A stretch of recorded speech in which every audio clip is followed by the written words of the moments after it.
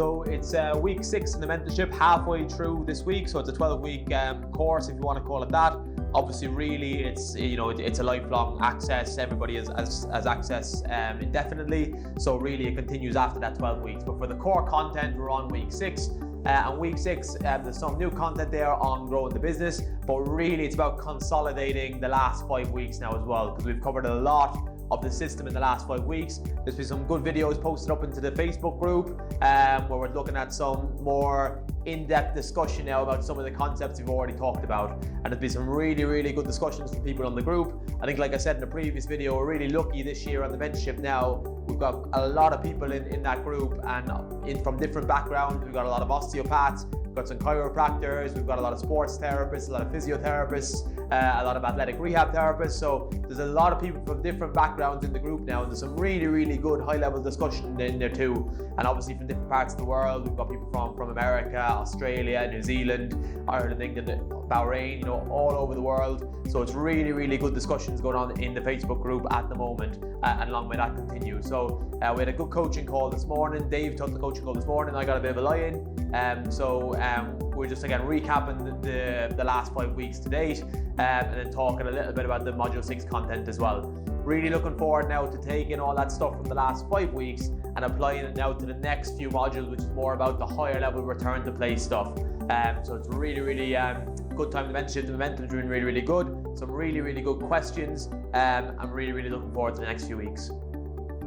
Anyone that has knee pain, decreasing the tone in these tissues, if there's a lot of nociceptive input coming from these tissues that maybe is contributing to this pain experience in the knee, then very often if we can get some kind of modulation from these tissues, the athlete can experience quite a dramatic decrease in knee pain, okay? Especially the vastus lateralis, from my experience, that tends to contribute a lot to this pain experience.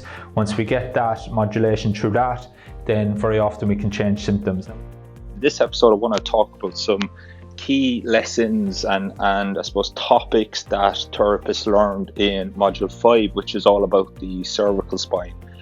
And in the mentorship, just like last week's episode where we talked about when we look at lumbar spine patients, we put a big emphasis on ribcage mobility, what's happening at the pelvic floor, what's happening at the diaphragm, what's happening at the abdominals, the transverse abdominals, because they're all interlinked. And we take this approach and we also use it for the cervical spine. And clinically, I found this approach to be very effective if we follow a systematic process. And how we continue this approach up the chain is if we look at a cervical spine patient and let's say, for instance, a lower cervical nerve root or a disc issue that a lot of us would come up against. Start with Stephen's question first. So a patient with a tricky Achilles problem, 58-year-old male, injured his Achilles 4 weeks ago walking in farmyard, missed a pothole. Funny thing was, didn't notice anything in the Achilles until the following morning. Swollen even down to the malleola in the ankles. History of hamstring problems in the opposite leg, which you've been addressing.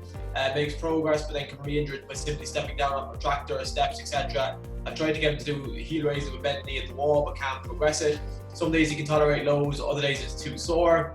The Achilles itself is still swollen, very tender to touch, getting places with hamstring, single leg glute bridge, but Achilles is proving very difficult 3 times in advance. Yeah, so good question that, Stephen. I think it raises a couple of good points that. So for somebody in Achilles pain, that Achilles loading exercise is quite hard.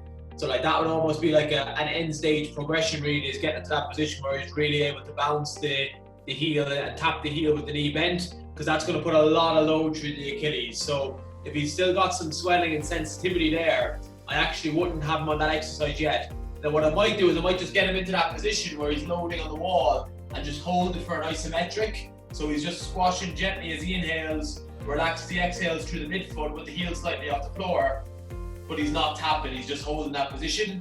Or getting him into like the standing toe contraction position where he's slouching to the floor and just have like a towel under the foot to get him into a bit more dorsiflexion. And then the same thing where he's just squashing into the midfoot gently as he inhales.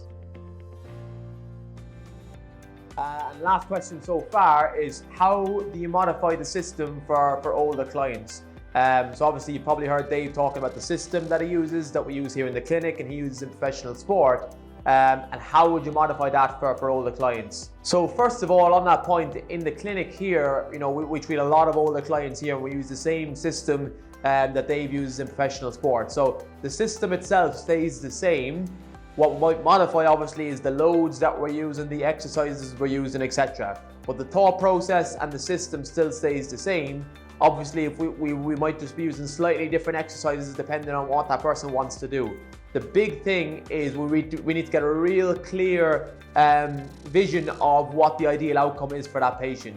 So when is their symptoms coming on? What are they really struggling with? What do they want to get back to doing? And a lot of the graded exposure needs to be geared towards that.